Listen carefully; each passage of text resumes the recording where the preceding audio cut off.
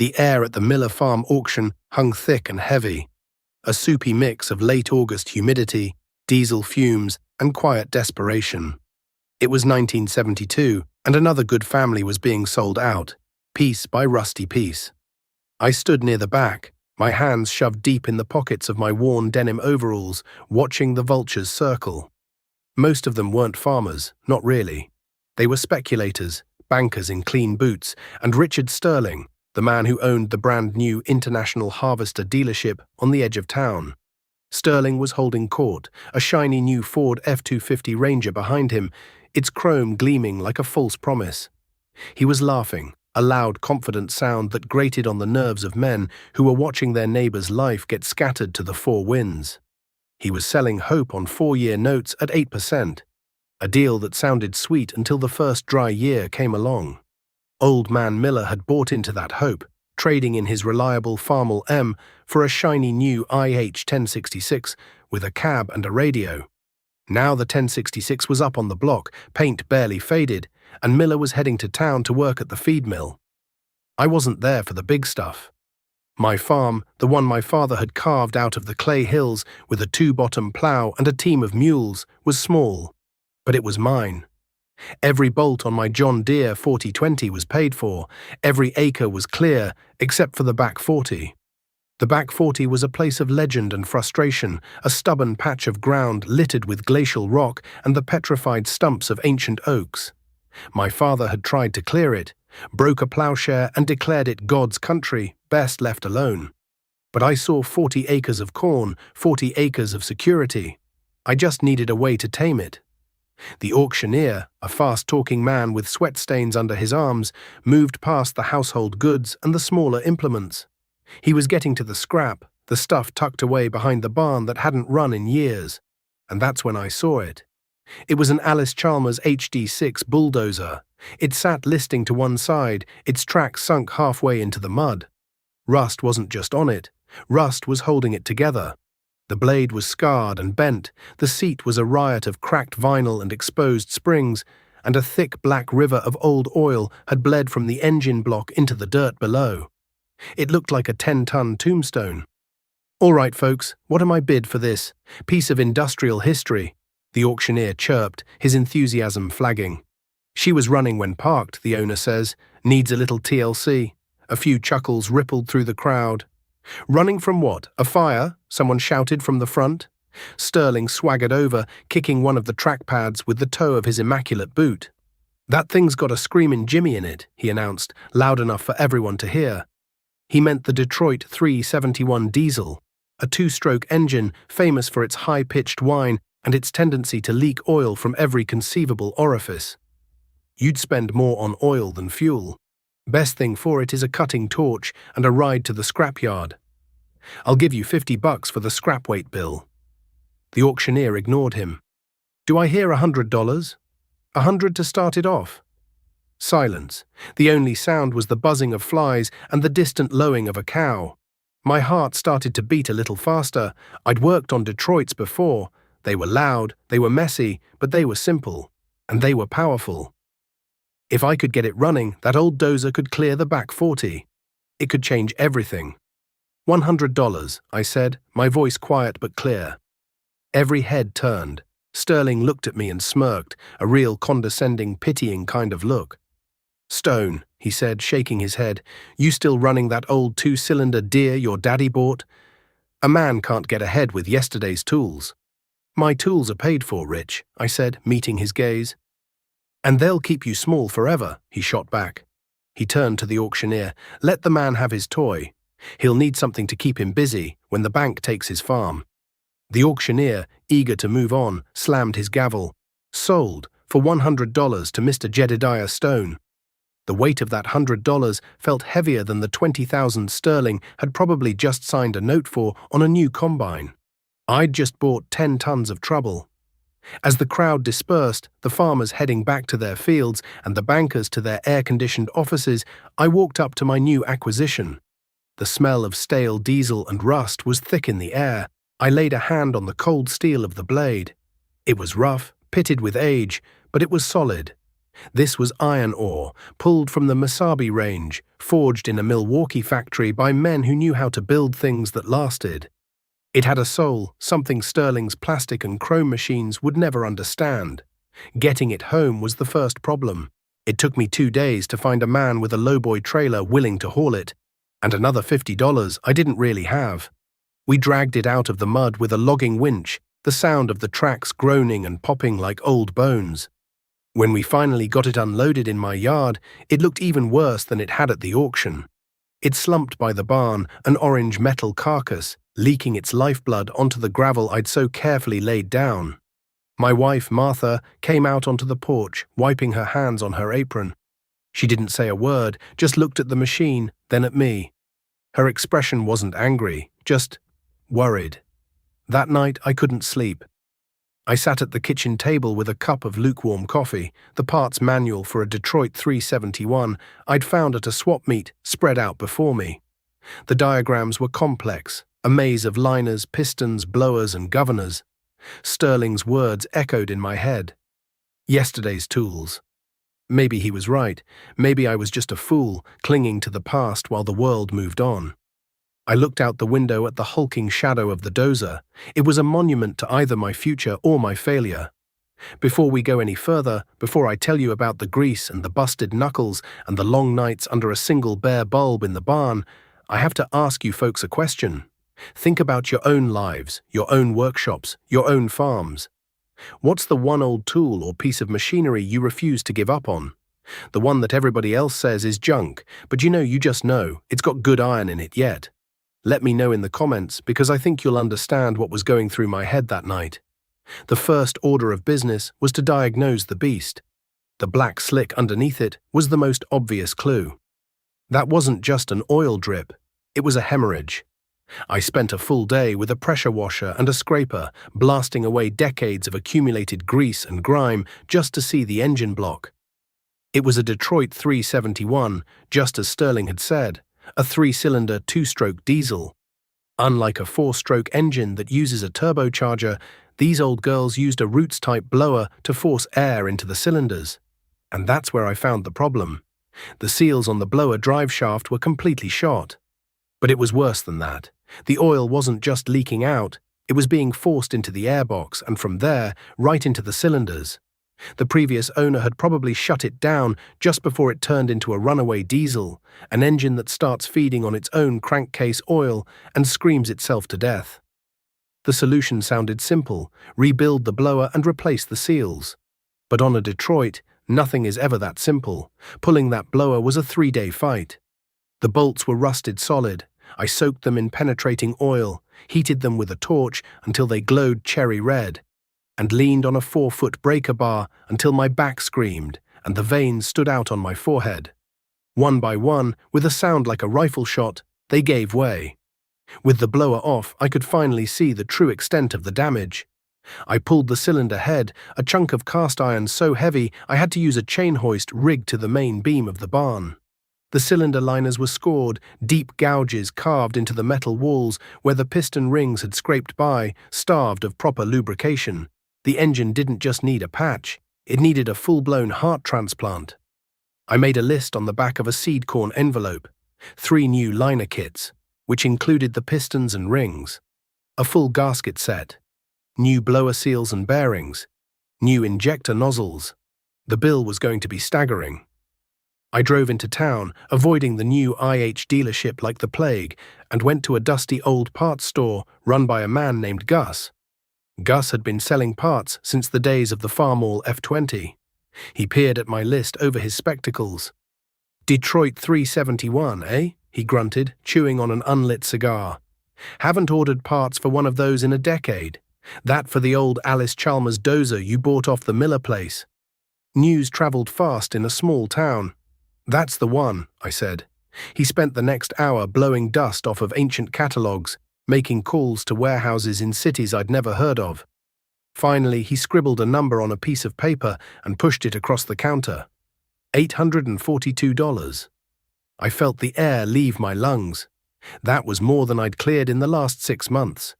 It was money we'd set aside for a new water heater. for Martha's trip to see her sister, for the property taxes due in the fall. "Gus, I can't swing that right now."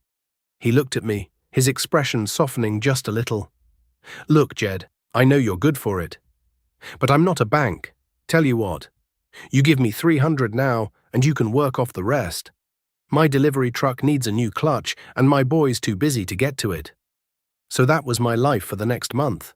By day, I did my own farm chores, tending to my small herd of cattle and getting the fields ready for fall planting. By night, I was under Gus's old Chevy C50, wrestling with a transmission that weighed more than I did. My hands were a permanent mess of cuts, bruises, and grease that no amount of soap could scrub away. The parts came in dribs and drabs. The liner kits from a warehouse in Ohio. The gasket set from Pennsylvania. While I waited, I worked on the Dozer's undercarriage. The pins and bushings that held the track links together were worn egg-shaped. A proper fix meant pressing out all the old pins, a job for a 100-ton hydraulic press, which I didn't have. So I did it the old way, a sledgehammer, a steel drift, and a whole lot of sweat. For 2 weeks, the rhythmic clang of steel on steel echoed from my barn from sunup to sundown. It was brutal, soul-crushing work. The gossip in town was relentless. I'd hear it when I went to the co-op for feed. Heard Jed Stone is trying to rebuild that old scrapper. More money than sense, that one. Sterling was saying the other day that Jed's going to be the next one on the auction block.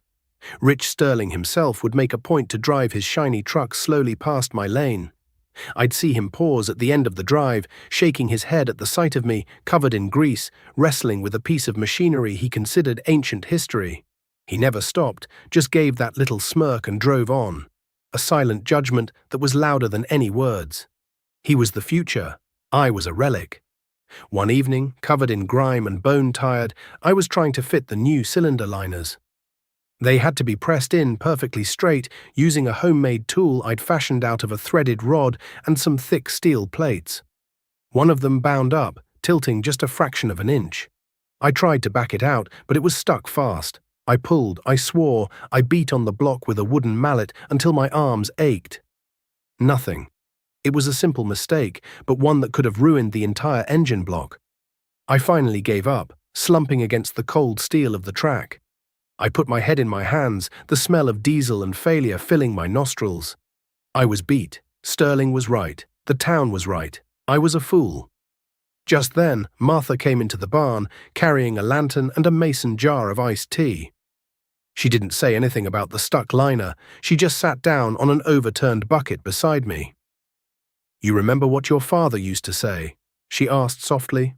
I shook my head, too tired to think. He said, "The land doesn't care if your tractor is new, son. It only cares if your back is strong and your will is stronger." She handed me the tea. It was cold and sweet, and it felt like the most wonderful thing I'd ever tasted. I looked at the engine, then at her. Her faith in me, quiet and steady, was like a bedrock. I took a deep breath, picked up my tools, and went back to work. I ended up having to build a small jig and use a bottle jack to apply slow, steady pressure. Hours later, with a groan of protesting metal, the liner finally seated itself perfectly flush. It was a small victory, but in the dark of that barn, it felt like winning a war. The years that followed were a strange time in the heartland. The mid-70s brought a wave of prosperity nobody had ever seen before. Russia had a bad harvest and started buying American grain by the boatload. Prices shot through the roof. A bushel of corn, which had been $1 and change for as long as anyone could remember, suddenly jumped to $2, then $3. Land values doubled, then tripled. The banks, flush with cash, were practically giving money away. The official mantra, coming down from the Secretary of Agriculture himself, was "get big or get out." Rich Sterling became the high priest of that new religion. His International Harvester dealership grew into a massive complex with a 20-bay service center and a showroom you could land a small plane in.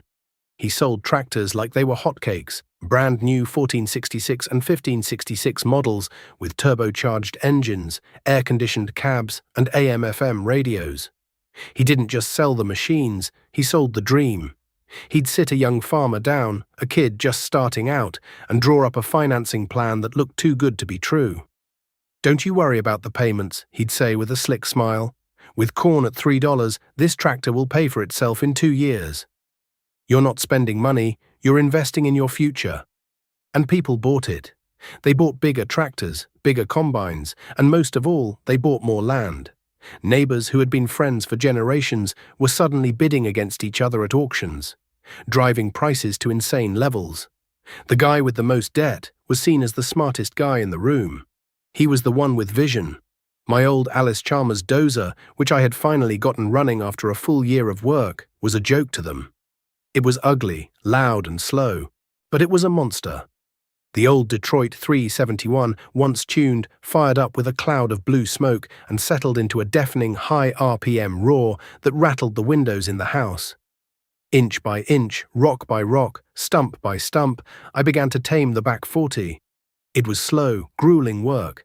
I'd spend a whole day and clear maybe half an acre. The dozer was constantly breaking down, a hydraulic line would burst, a track would throw, a fuel injector would clog. But I learned its every quirk, every groan. I could fix it with baling wire and a crescent wrench if I had to. It was my machine. Meanwhile, Sterling was buying up land on all sides of me. He bought the old Miller place, bulldozed the historic barn, and put up a massive grain silo. He bought the Peterson farm when Old Man Peterson retired. His fields were showcases, worked with the biggest, newest equipment. His rows were laser straight. His yields were phenomenal. I stuck to my guns. The high grain prices were a blessing, but I didn't see them as a blank check. Instead of buying new equipment or more land, I took the extra money and paid off the last of the small mortgage my father had left me. I replaced the roof on the barn. I bought Martha the new water heater. I put the rest in a savings account at the bank, in simple certificates of deposit, earning a modest 5%. My neighbors thought I was crazy.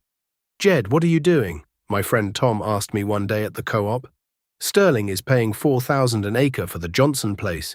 You could buy that quarter section next to you, leverage it, and double your operation." "I'm not a banker, Tom. I'm a farmer," I'd reply. "I like sleeping at night." They'd just shake their heads and walk away. In an era of rampant ambition, my caution looked like cowardice. My debt-free farm, which had once been a source of pride, now seemed small and pathetic next to the sprawling, leveraged empires my neighbors were building. I was the man with yesterday's tools and yesterday's ideas. One afternoon in the late summer of '79, I was finishing up plowing with my 4020. I saw Sterling's new pickup pull up at the end of my lane. This time he got out. He leaned against the fence, watching me. I finished my row and drove the tractor over. "Stone," he said, not even bothering with a hello. He gestured with his chin toward the back of my property, where the newly cleared 40 acres were now covered in the green shoots of winter wheat.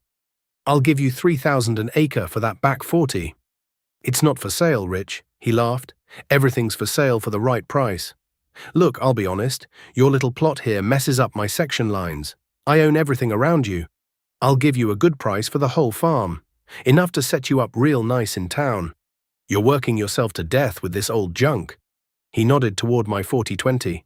"I could put you in a brand new Steiger, 4-wheel drive, for a price you wouldn't believe." "The only price I believe in is zero," I said, patting the fender of my tractor. "She's all mine." His face hardened. "You're a fool, Jed, a stubborn old fool. This boom isn't going to last forever. The men who took risks, the men who expanded, they're the ones who are going to survive. You? You're going to be a footnote, a cautionary tale they tell about the man who was too scared to get rich." He got back in his truck and spun his tires in the gravel as he drove away. I watched his dust trail hang in the still air. For the first time, a sliver of doubt crept into my heart. He sounded so sure, so confident. Everyone believed him. The bankers, the farmers, the whole world seemed to agree. What if he was right? That evening, I was listening to the radio while I cleaned the fuel injectors from the dozer. The farm report was all good news. Grain prices were holding steady, exports were up. But then the national news came on. A man I'd never heard of, Paul Volcker, the new chairman of the Federal Reserve, was on the radio. He wasn't talking about corn or soybeans. He was talking about inflation. He used words like monetary discipline and unpopular measures. He spoke of a war against inflation, a war that would require sacrifice. His voice was grim, determined. The announcer came back on, saying that economists were predicting the Fed would raise interest rates to try and cool down the economy. I didn't know much about economics, but I knew what interest rates were. They were the number on the loan papers that Sterling was signing every day. They were the lifeblood of his empire. And this man on the radio was talking about choking off the supply. I looked out the window, across the fields toward the distant glow of the lights from Sterling's massive dealership. And for the first time, I didn't see a monument to success. I saw a house of cards shimmering in the twilight, waiting for the first gust of wind. The wind that gusted across the plains in the fall of 1979 carried more than just the chill of approaching winter. It carried a sense of unease. Paul Volcker's words on the radio had been a distant rumble of thunder, but in the spring of 1980, the storm broke. President Carter announced a grain embargo against the Soviet Union in response to their invasion of Afghanistan. It was meant to be a political weapon, a shot fired in the Cold War. But here in the heartland, it felt like a shot to the gut. The bottom fell out of the market overnight. Corn that had been $3 a bushel was suddenly struggling to fetch $2. The change was palpable. The confident swagger at the co-op was replaced by hushed, worried conversations. The constant parade of new equipment on the county roads slowed to a trickle. For the first time in years, Rich Sterling wasn't smiling. I saw him at the diner one morning, his face pale, stirring his coffee with a frantic energy. He was surrounded by a group of younger farmers, their faces grim. He was still selling the dream, but his voice had a new, brittle edge. "This is a temporary dip," he insisted, his voice a little too loud. "A political move. Hold your nerve, boys. The strong will survive." But his eyes darted around the room, betraying a fear he couldn't hide. The first real crack in his empire appeared that harvest. My neighbor Tom, who had bought a brand new International 1480 axial flow combine from Sterling, was in the middle of his corn when the machine just died. It didn't sputter or clank. It just went silent in the middle of a pass, a $250,000 monument of red steel sitting dead in a sea of gold. Tom wasn't a mechanic, not in the old sense. He could change the oil and grease the fittings, but the guts of that new machine were a terrifying maze of hydraulic lines, solenoid valves, and electronic sensors. He called Sterling's dealership. They sent out a young mechanic in a pristine service truck. The kid hooked up a diagnostic tool, scratched his head, and spent 2 days on the phone with a regional service center in Des Moines. The verdict finally came back, a catastrophic failure in the main hydrostatic pump. The part wasn't in stock. It wasn't in stock anywhere in the state.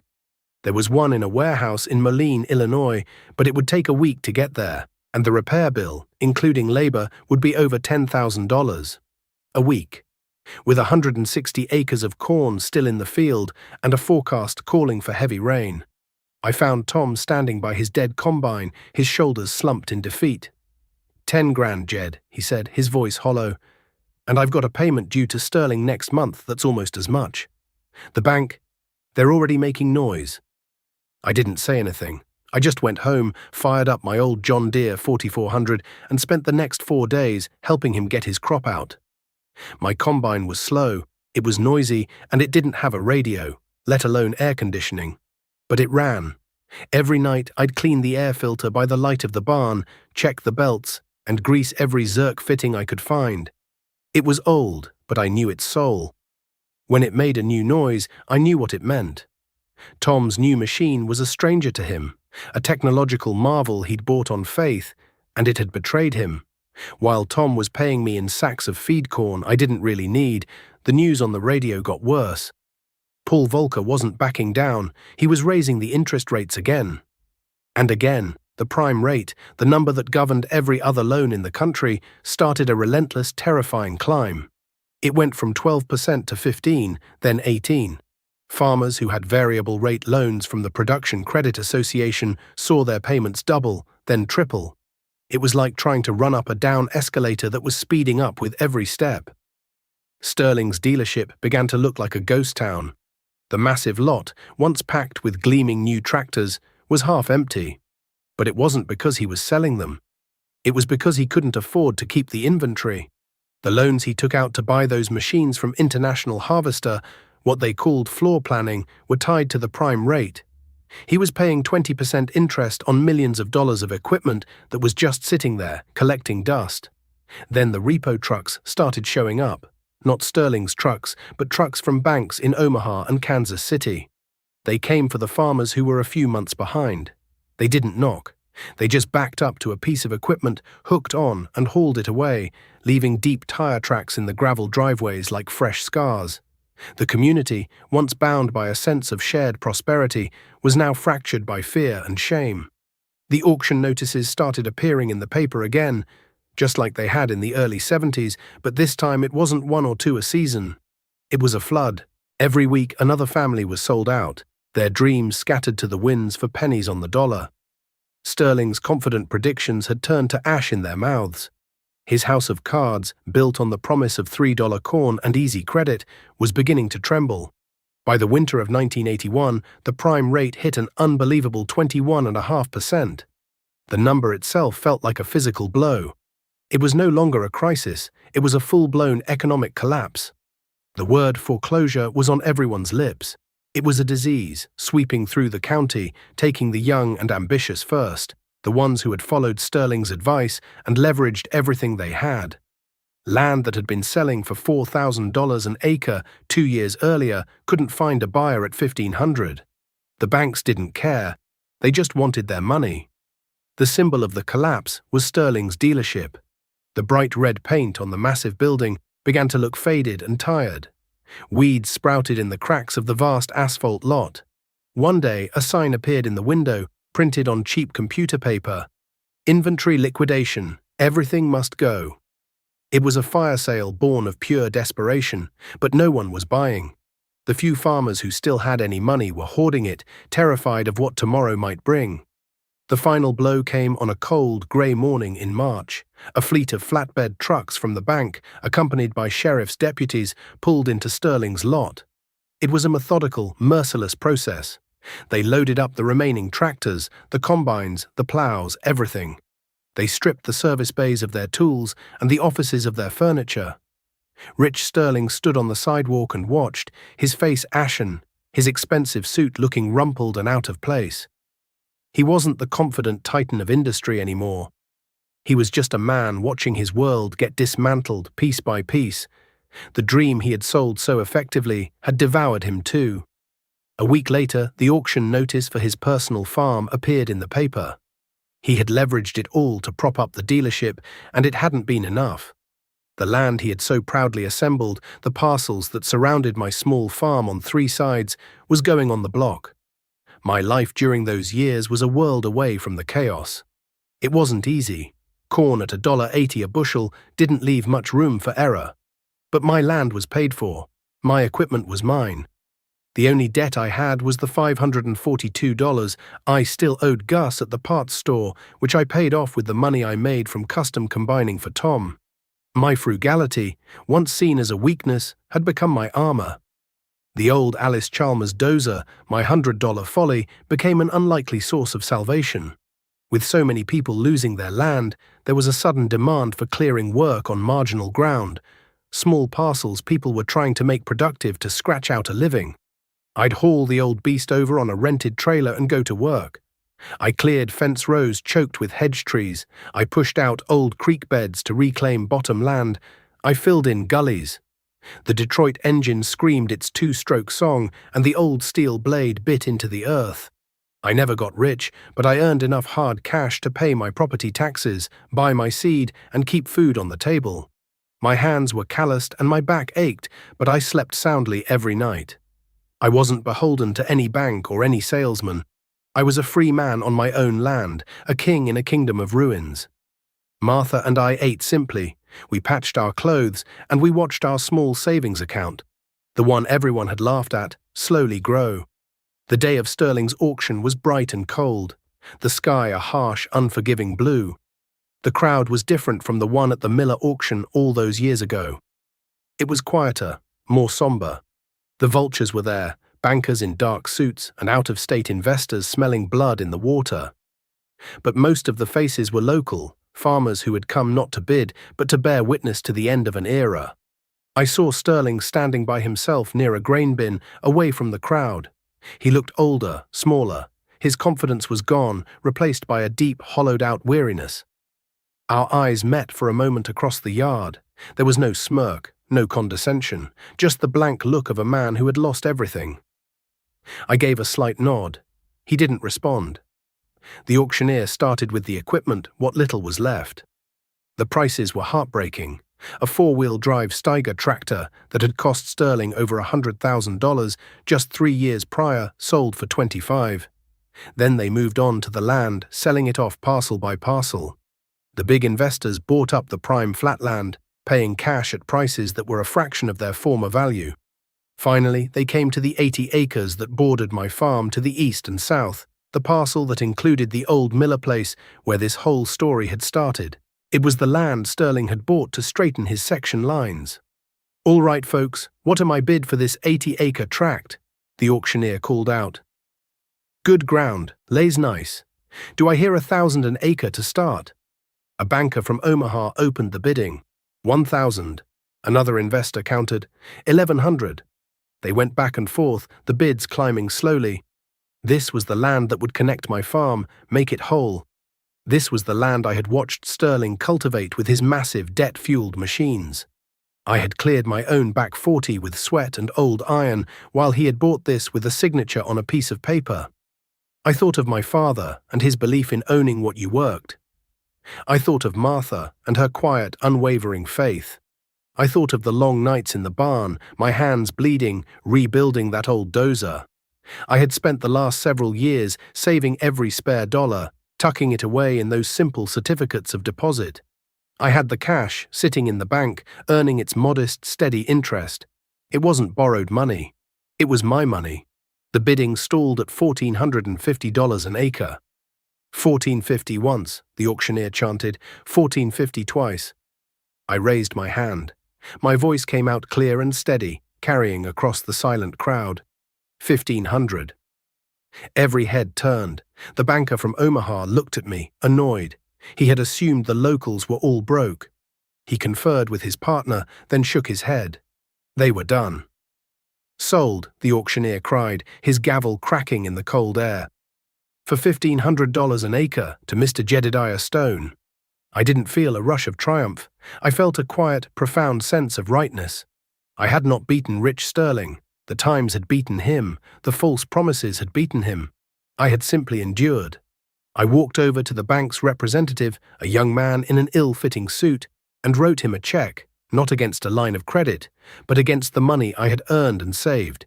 It was the best feeling I had ever known. Life settled into a new rhythm after that. The farm crisis didn't end overnight, but the worst was over. The land healed. The neighbors who had survived, humbled and cautious, began to rebuild. They'd stop by my farm now, not to mock my old equipment, but to ask how I kept it running. I'd show them how to set the timing on an old diesel, how to weld a cracked frame, how to make a new part on the lathe instead of buying one. My farm, the small, stubborn holdout, became a kind of anchor. I never saw Rich Sterling again. I heard he moved out of state, took a job selling cars somewhere down south. I hope he found some peace. He was a man who believed his own sales pitch, and in the end, it cost him everything. Years passed. My son David grew up and decided he wanted to farm. He had my hands, but a better mind for books. He went to the state university and studied agronomy, but he spent his summers home with me, learning the other side of it. He learned the language of the machines, the feel of the soil. One crisp autumn afternoon, probably 15 years after that auction, David and I were out on the back 40. We were working on the old Alice Chalmers Dozer. It was still running, still leaking, still roaring its defiant song. The blade was more scarred than ever, and the seat was just a piece of plywood now, but the iron was still good. We were adjusting the track tension, a job that was all leverage and grunt work. David, wiping grease from his hands with a rag, looked out over the land. The 80 acres I had bought from the bank were now indistinguishable from my original farm, all part of a whole. The corn stood tall and even, the rows following the gentle contours of the land. "You know, Dad," he said, I was reading in one of my textbooks about the farm crisis of the 80s. They called it a paradigm shift, a fundamental restructuring of the agricultural economy. I grunted, tightening a large nut with a 4-foot wrench. It was a whole lot simpler than that. It was a lesson, a hard one. He looked at the old Dozer, a rusty monument sitting on the hill it had cleared. Sterling really thought this thing was a joke, didn't he? He did, I said, straightening up, my back complaining. I put a hand on the warm steel of the engine block. He saw it as a relic. He couldn't see the soul of it. He believed that new was always better, that bigger was always stronger. He was selling machines, but he was really selling debt. And debt is a cruel master. It makes you a slave to the weather, to the markets, to some banker in an office 1,000 miles away. I looked at my son, at the future of this farm standing right in front of me. Your great-grandfather broke this ground with a mule, I told him. He owned the mule. I cleared this hill with this old machine. I own the machine. Whatever you do with this place, son, remember that. Own your tools. Own your land. Own your life. Don't ever let a man in a clean suit sell you a dream that you have to borrow. He nodded, a serious look on his young face. He understood. The lesson was in the soil beneath our feet, in the scars on my hands, in the defiant roar of that old Detroit diesel. We finished our work as the sun began to set, casting long shadows across the fields. I climbed into the cracked seat and fired up the engine. It coughed a cloud of blue smoke into the cool evening air and settled into its familiar, deafening rhythm. I was just moving it back to the barn, but as I looked out over the land, my land, all of it paid for, I felt a deep and abiding peace. The 10-ton tombstone had become a monument to survival, a testament to the enduring power of good iron, a strong back, and a will that refused to break.